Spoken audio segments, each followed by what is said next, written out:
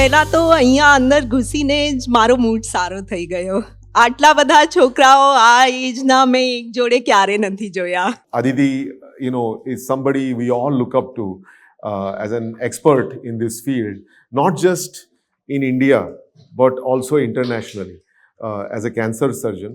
And so we are going to talk with her, her life, her as a person, not in getting too much into the details of the surgery, but मुझे लगता है कि उनके बारे में जान के आपको एक प्रेरणा मिलेगी, ऐसे मैं सोचता हूँ.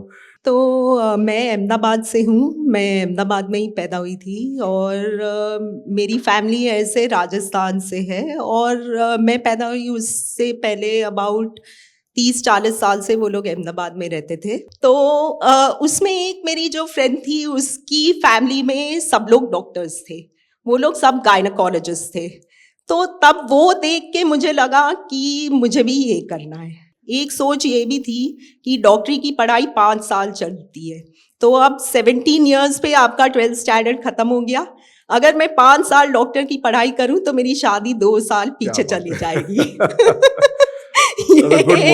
ये एक सोच थी. फिर मैं किताबें भी पढ़ती थी और एक किताब थी, उसमें जो सेंट्रल कैरेक्टर था वो पहले कुछ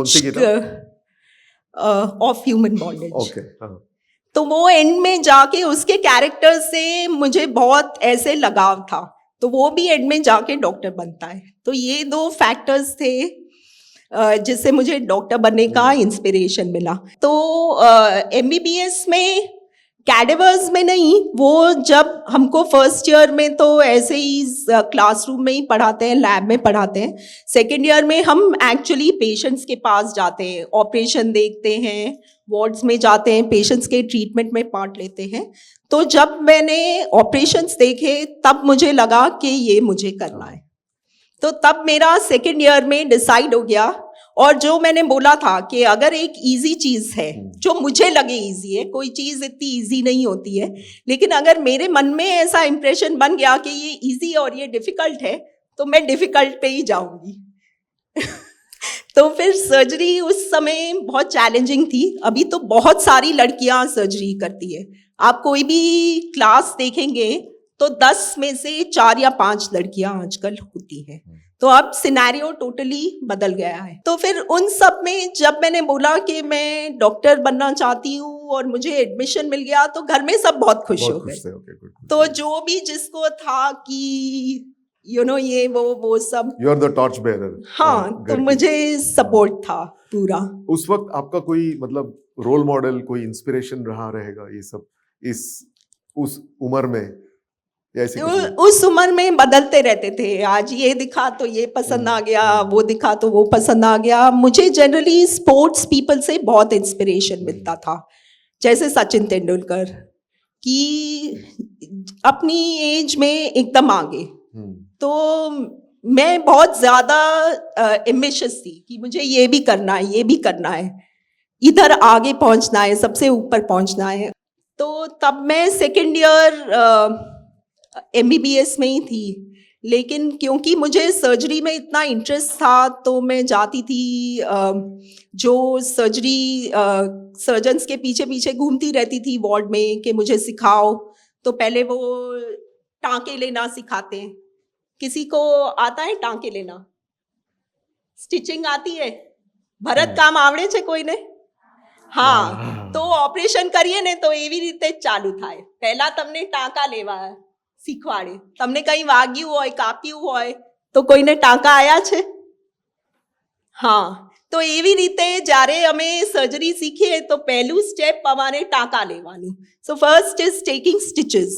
मैं एक ही चीज़ कहना चाहती हूँ MBBS करने के लिए, कि कभी भी ये डॉक्टरी लाइन अपने माँ बाप के प्रेशर में मत लेना, क्योंकि आगे रास्ता बहुत लंबा है. ठीक है, आप MBBS डॉक्टर बन जाओगे, उसके बाद क्या आपको डॉक्टरी में इंटरेस्ट है? जो તમારે ખરેખર ડોક્ટર બનવું છે કે માર્ક્સ સારા આવી ગયા કે મમ્મી પપ્પાએ કીધું કે આજુબાજુમાં કોઈ ડોક્ટર છે એટલે ડોક્ટર બનવું છે? જો ખરેખર દિલથી ઈચ્છા થાય કે મારે ડોક્ટર જ બનવું છે, તો 100% તમે ડોક્ટર બનો. પણ જરાય મનમાં હોય કે ના આ તો નહીં, મારે બીજું કંઈ કરવું છે, તો કોઈ દિવસ ડોક્ટર ના બનતા. કેમ કે આજકાલ શું થઈ ગયું છે કે MBBS પછી તમે આગળ PG કરો, સર્જન બનો, કે बताओ स्पेशलिटी, कोई डॉक्टरी स्पेशलिटी बताओ. हाँ, गायनेकोलॉजिस्ट बनो, न्यूरोसर्जन, तो कार्डियक सर्जन, बराबर. तो तमे आजे 12मुं पास कर्યું અને તમે કાર્ડિયક સર્જન બન્યા, એમાં તમારા 13 થી 15 વર્ષ જતા રહે, બરાબર. તો તમારે 13 થી 15 વર્ષ આપવા છે, અને જો જવાબ હા છે તો કોઈ દિવસ પાછળ ના પડતા. પણ જો જરાય માઇન્ડમાં डाउट હોય कि ना मारे આ નથી કરવું, तो ना करता. सर्जरी में तब ऐसा था, जैसे मैंने कहा कि 18 साल से कोई और लड़की नहीं आई थी, तो और आसपास के जब हम MBBS करते हैं उसके बाद 1 साल इंटर्नशिप होता है, जिसमें हम लोग हॉस्पिटल्स में जाते हैं, पेशेंट्स देखते हैं. तो उस समय सबको पता होता है कि ये गायनेक में जाने वाले हैं, ये मेडिसिन में जाने वाले हैं, ये सर्जरी में. कोई भी सिचुएशन आती है तो हम घबराते नहीं हैं, क्योंकि हमको याद आता है कि उस समय मुझे ये प्रॉब्लम थी, मैं सोचती थी कैसे मैं उस प्रॉब्लम से निकलूं, तो मैं निकल गई. तो आज ये प्रॉब्लम आई, उससे भी मैं कैसे भी निकल जाऊंगी. तो सर्जरी अभी ये जेनरिक सर्जरी रहेगा, ये जनरल सर्जरी है, ये जनरल सर्जरी है. तो आप MBBS 4 साल, उसके बाद MBBS 5 साल, 4.5 साल, उसके बाद 1 साल इंटर्नशिप, उसके बाद 3 साल जनरल सर्जरी. तो हाँ, MD. कैंसर सर्जरी, जो वो सर्जरी होती है, जैसे कोई को ब्रेन न्यूरो सर्जरी करना होता है, किसी को कार्डियक सर्जरी में इंटरेस्ट आता है, तो मुझे पेट की सर्जरी में इंटरेस्ट आया, अब्डोमेन की सर्जरी में. सो कैंसर की lot of surgeries are abdominal surgery and they are complex surgeries. तो एक चीज, अभी हमने कैंसर की बात कर रहे हैं, तो शायद बच्चों को समझा दे कैंसर क्या होता है सिंपलेस्ट लैंग्वेज में. ठीक है. और अच्छा है कि उन्हें भी पता चले, क्योंकि किसी न किसी का तो अपनी जिंदगी में कैंसर के साथ पाथ क्रॉस होता है. तो कैंसर एक बॉडी के नॉर्मल टिश्यू की अबनॉर्मल ग्रोथ होती है. जैसे अपने नाखून होते हैं, नख હોય, નખ વધે, આપણે કાપીએ, વધે વધે વધે, એકાએક રાતમાં આટલા મોટા નખ નથી થતા, 1 mm જ વધે છે.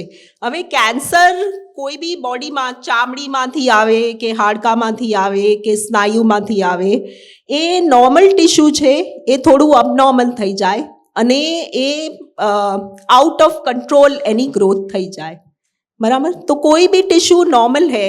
अब हम जीते क्यों हैं? क्योंकि बॉडी में ब्लड सर्कुलेट करता है, ब्लड में न्यूट्रिएंट्स होते हैं, जो हम खाना खाते हैं उसके न्यूट्रिएंट्स बनते हैं और वो ब्लड के थ्रू बॉडी के सारे सेल्स को जाते हैं. अब कैंसर है, ये एक्सेस सेल्स हैं, तो ये सेल्स सारे न्यूट्रिएंट्स खींचते हैं.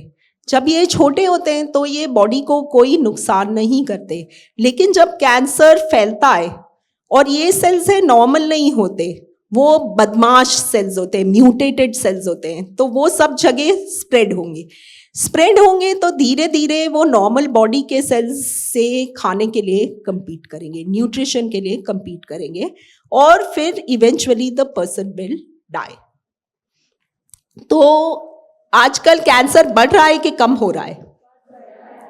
क्यों बढ़ रहा है? जंक फूड ज़्यादा खाते हैं, एक्सरसाइज कम करते हैं, प्लास्टिक ज़्यादा यूज़ करते हैं, केमिकल ज़्यादा यूज़ करते हैं. तो हमारा cancer is a man made disease, it is a lifestyle disease. जो हमारी ज़्यादा सेडेंट्री, बैठे रहने की, फिजिकल एक्टिविटी कम करने की लाइफस्टाइल है, जो एनवायरनमेंट इतना पोल्यूटेड है, जो हम जंक फूड खाते हैं, उसकी वजह से कैंसर होता है. अब कैंसर धीरे धीरे बढ़ता जा रहा है. हमारे आसपास या फैमिली में किसी ना किसी को कैंसर होगा. आपने अभी तक ऑलरेडी आप जानते होंगे आपके आसपास किसी ना किसी को कैंसर है, राइट? सो आप जिस तरह के कैंसर का उपाय करते हैं, उसका कुछ एग्जाम्पल बताएंगे? so that they can visualize कि क्या होता है जनरली. अच्छा, तो जो मैं एक- कैंसर ट्रीट करती हूँ वो चौथे स्टेज का कैंसर होता है. जो कैंसर होता है वो जैसे अपने हाथ, चलो इधर से चालू हुआ, फिर वो धीरे धीरे बड़ा होगा, फिर आसपास फैलेगा, फिर पूरे बॉडी में फैल जाएगा. तो मैं ऐसे कैंसर का ट्रीटमेंट करती हूँ जो पूरे पेट में फैला होता है. तो मोस्टली वो 4th स्टेज का होता है और हम ऑपरेशन करके वो सारा कैंसर निकाल देते हैं. ऐसे छोटे छोटे छोटे छोटे दाने होते हैं पूरे पेट के अंदर, तो हम एक बड़ी सर्जरी करके वो सारा कैंसर निकाल देते हैं. तो आजकल फीमेल कैंसर सर्जन्स की प्रपोर्शन बढ़ रही है. वो इक्वल लेवल पे धीरे धीरे पहुंच रहा है.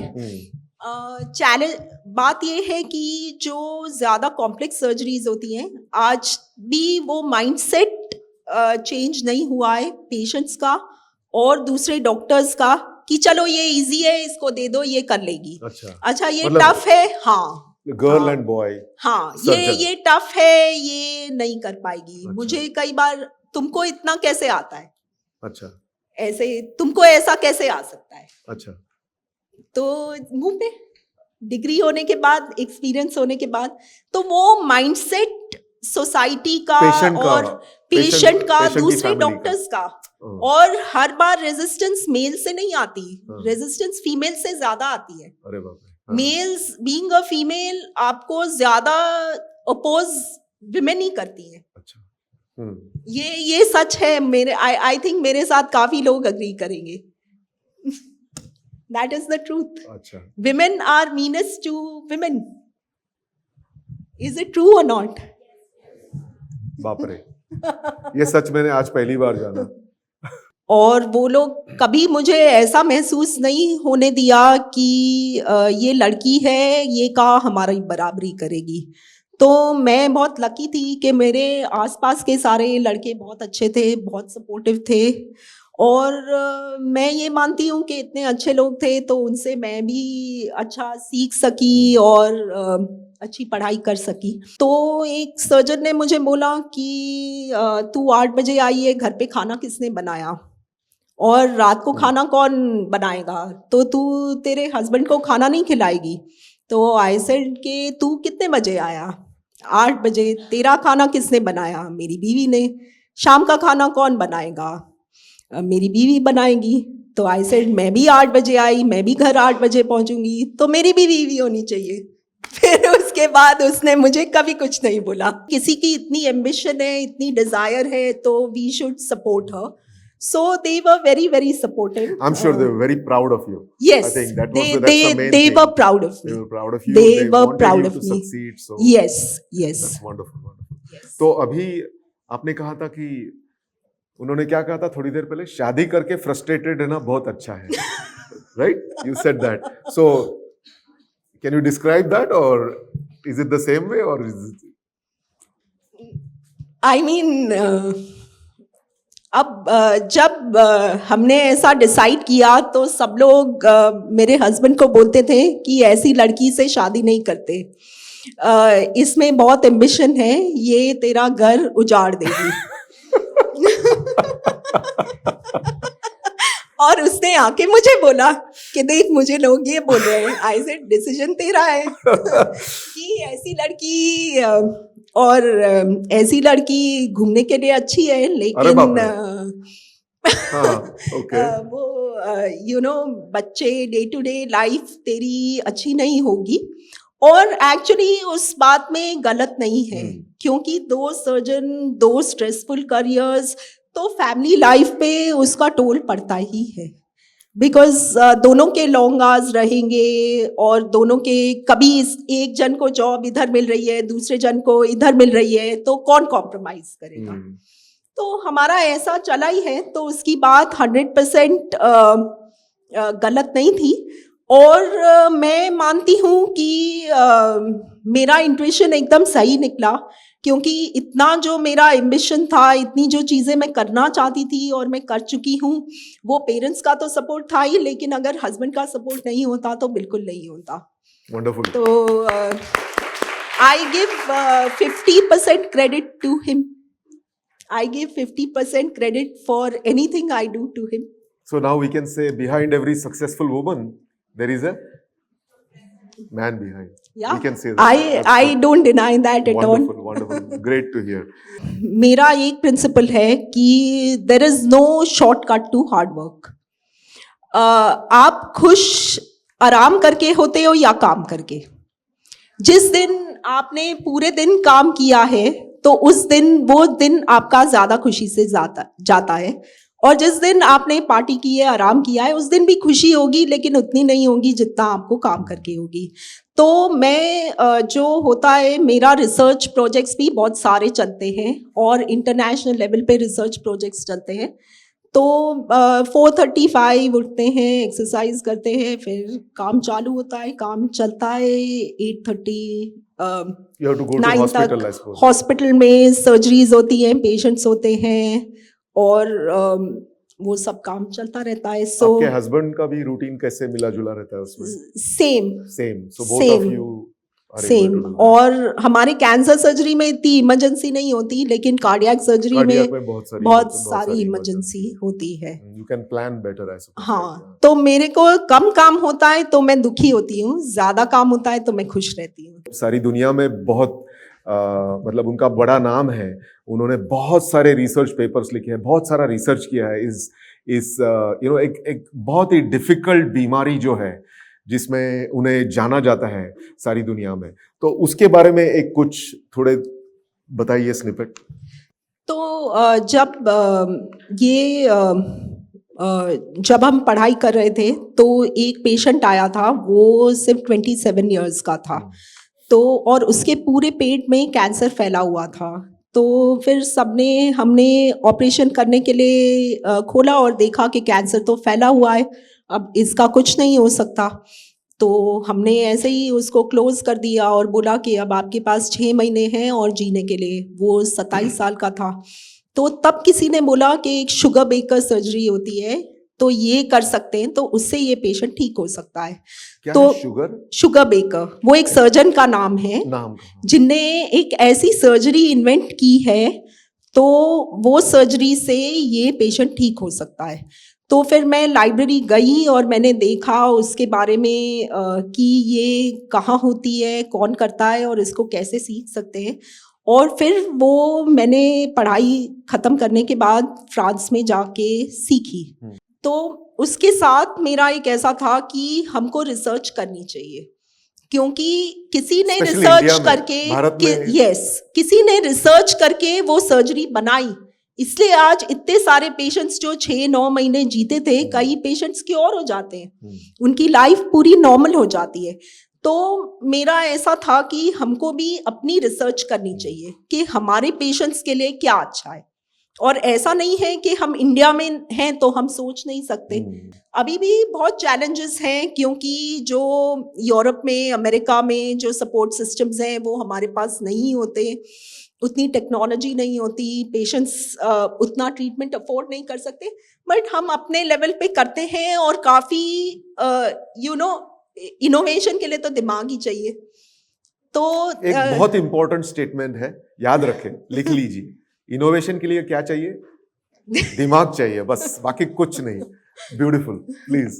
तो हम ये करते हैं and it inspires lot of people from countries like India, कि जैसे कोई मलेशिया से है, कोई फिलीपींस से है, कोई बांग्लादेश से है, पाकिस्तान से है, तो कि हम लोग भी कर सकते हैं और हम क्यों नहीं करें, और हटके कर सकते हैं. हाँ, क्यों नहीं कर सकते हैं. तो ये तो मतलब आपका काफी पायोनियरिंग वर्क है, जो एक मतलब मैंने देखा है नजदीक से कि एक अप्रोच रहता है कि भारत केवल हम दूसरों को फॉलो करेंगे, रिसर्च कोई दूसरा करेगा और हम यहाँ इम्प्लीमेंट करेंगे. लेकिन ये सब बदल रहा है, देश बदल रहा है, और इन्होंने एक लीडरशिप रोल लिया है इस सर्जरी के एरिया में, जहाँ हमारे जो केसेस है उनका स्टडी करके भारतवासियों को क्या सर्जरी इम्पॉर्टेंट है, कैसी करनी चाहिए, क्योंकि अदरवाइज क्या होता है कि जस्ट जैसे पहली बार आपने लाइब्रेरी में पढ़ के कुछ किया है, अभी लोग इनकी सर्जरियां देख के यूरोप में फॉलो कर रहे हैं। नहीं नहीं ऐसा नहीं, मुझे पता वो है। थोड़ा ज्यादा हो गया। नहीं, क्योंकि इनके साथ जो काम करते हैं ये फील्ड में है, उन्होंने मुझे बताया कि उनकी इतनी she is very humble, I know that, but ऐसे ऐसे अब जमाना आ गया कि हमें फॉलो करें लोग यूरोप और अमेरिका के। तो मैं बहुत बहुत खुश हूँ आपको यहाँ देख के। तो मैं यहाँ आके आप सबसे मिलके बहुत खुश हुई, बहुत एनर्जाइज हुई, और मैं यही कहना चाहूँगी कि अगर आप कुछ भी करना चाहते हैं तो ये मत सोचिए क्या मैं ये कर सकती हूँ, मैं ये क्यों नहीं कर सकती। कुछ भी जो आप चाहें, अगर आप करना चाहें तो कर सकते हैं, धीरे धीरे उसके रास्ते खुलते जाते हैं। Thank you so much. So we will open the floor for questions. Good afternoon ma'am, मेरा नाम सेजल है, मैं JNV नर्मदा से हूँ। मेरा क्वेश्चन आपसे यह है कि मैंने अब तक ऐसा ही सुना है कि हम धूम्रपान करते हैं या फिर सिगरेट पीते हैं या तम्बाकू खाते हैं उससे ही कैंसर होता है, तो वो कैसे होता है? तो क्या सिगरेट से कैसे कैंसर होता है? हाँ, वो तम्बाकू। हाँ, सिगरेट और तम्बाकू में ऐसे बहुत सारे पदार्थ होते हैं जो कैंसर कॉज कर, टॉक्सिक सब्सटेंसेस होते हैं, हार्मफुल केमिकल्स होते हैं। एक सिगरेट में 400 ऐसे सब्सटेंसेस होते हैं जो कोई ना कोई डैमेज करते हैं बॉडी में। तो एक्चुअली ये सिगरेट तो बैन होनी चाहिए, सिगरेट तम्बाकू सब बैन होना चाहिए। अगर सिगरेट तम्बाकू बैन हो जाए तो મોઢાના કેન્સર છે એ બધા જતા રહે। મોઢાના કેન્સર મોટા ભાગે તમાકુના લીધે જ હોય। એમાં ટોક્સિક સબસ્ટન્સીસ હોય, એને કાર્સિનોજેન કહેવાય। કાર્સિનોજેન એટલે જે પદાર્થ એ કેન્સર કોઝ કરી શકે। सो कैंसर पैदा करने वाले उसमें केमिकल्स होते हैं जिससे कैंसर होता है। Thank you ma'am. एक क्वेश्चन इसी से कनेक्टेड, आपका नाम क्या है? निर्मला। मेघना। सेजल, बहुत अच्छा क्वेश्चन पूछा, और ये क्वेश्चन मुझे भी बहुत है, क्योंकि आपको क्या लगता है, आप इस फील्ड में कितने साल हैं कैंसर सर्जरी में? 20 ऑड ईयर्स, राइट। मेरे बचपन से आज तक मैंने स्लोली देखा है कि ये एडवर्टाइजमेंट्स जो रहते हैं अभी, उन पे वो कैंसर का फ़ोटो आ जाता है। अगर आप मूवी थिएटर्स में जाते हो तो वो कैंसर दिखाते हैं कुछ ही, और सब जगह पे एक नीचे आ जाता है कि कैंसर से ये होता है वो होता है। आपको क्या लगता है इन सब की वजह से कैंसर का प्रमाण घट रहा है? कैंसर का प्रमाण इन सब से इसलिए नहीं घट सकता because cancer is an environmental disease. अभी हम क्या खाते हैं, क्या पीते हैं, उस पे हमको पता नहीं। सारे टाइम प्लास्टिक बॉटल्स में से वो बॉटल पानी कहाँ से आया, कैसा आया, जो इतने हम शैम्पूज़, लोशंस, क्रीम्स ये सब लगाते हैं, इसमें कितने कार्सिनोजेनिक सब्सटेंसेस होते हैं। फिर जो हम प्रोसेस्ड फूड खाते हैं, ऐसा ही नहीं कि सिर्फ जंक फूड, जो इतना ये bread, chips, biscuits, all this ये they are harmful, cold drinks, fruit juices, तो सब कुछ बेसिकली पूरा एनवायरनमेंट ही कार्सिनोजेनिक है। मैं ऐसा मानती हूँ कि अल्कोहल और सिगरेट हाँ ये कॉज करते हैं, टोबैको, बट उससे ज़्यादा the environment is responsible because 80-90% of the cancers उन लोग में होते हैं जो नाइदर टोबैको चू करते हैं ना स्मोक करते हैं। गुड आफ्टरनून, मेरा नाम निमिषा, मैं JNV पोरबंदर से। ब्लड कैंसर कैसे होता है और उसमें क्या होता है? ब्लड कैंसर का कोई एज सच कॉज नहीं है कि ये करने से ब्लड कैंसर होता है। ब्लड कैंसर में जो ब्लड सेल्स होते हैं, रेड ब्लड सेल्स या mainly white blood cells, blood cancer white blood cells से डेवलप होता है, तो उनका ओवर ग्रोथ होता है। जैसे दूसरी जगह गांठ होती है, उसमें वो पूरे अपने शरीर में वो अबनॉर्मल सेल्स चले जाते हैं और वो अंदर जगह जगह पे गांठें करते हैं। उसकी वजह से फीवर आता है, दर्द होता है, कभी वेट लॉस होता है, ऐसा सब होता है। लेकिन ब्लड कैंसर जो होता है वो दवा से पूरा मिट भी सकता है। अगर टाइमली डायग्नोस हो तो वो एक कैंसर है जो क्योर हो सकता है, हमेशा के लिए मिट सकता है। मेरा नाम मीरा व्यास है, JNV पाटन से। बॉडी पर कोई भी सिस्ट हो रही है तो वो कैंसर की है या नॉर्मल सिस्ट है, इसको हम कैसे फर्स्ट स्टेज में कैसे हम बाई ऑब्जर्वेशन आइडेंटिफाई कर सकते हैं कि ये कैंसर वाली हो सकती है या नहीं हो सकती है? तो अगर कोई चीज़ पेन कर रही है, बहुत रेड है, तो मोस्ट लाइकली वो नॉन कैंसरस है, मोस्ट लाइकली वो इन्फेक्शन है। अगर कोई चीज़ हमको उसकी ग्रोथ मॉनिटर करनी होती है कि वो कैसे बढ़ रही है, तो 15-20 डेज़ में अगर थोड़ी रैपिडली बढ़ रही है तो एक हमको डॉक्टर को दिखाना चाहिए। कोई भी डॉक्टर होगा, नॉट जस्ट कैंसर स्पेशलिस्ट, वो देख के समझ जाएंगे इसमें कुछ है कि नहीं है। I just want you to close your eyes and remember, lot of times during surgery, like, you know, sometimes you lose a patient and you probably remember the first time it happened to you. What did you go through? How did you reconcile with all those emotions? Because I'm sure that's a tough situation, right? I used to feel scared. पहले मुझे डर लगता था बड़े operation से कि कैसे ख़त्म होगा, तो पूरे उसका प्लान बनता था और कि पहले 2-3 दिन से कि ऐसा हम करेंगे, आगे जाएंगे।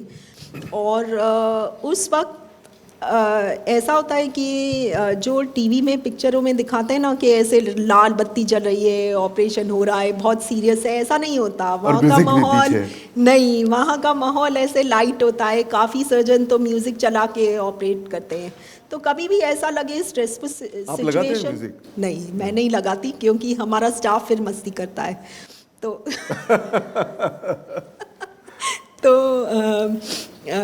तो उसका है कि call for help, there is no shame in asking for help, always have people around you who will help you when you are in trouble. बहुत अच्छा लगा आप यहाँ आए, इतनी सारी बातें की। I learned a lot from you, I am sure all of you learned a lot from her.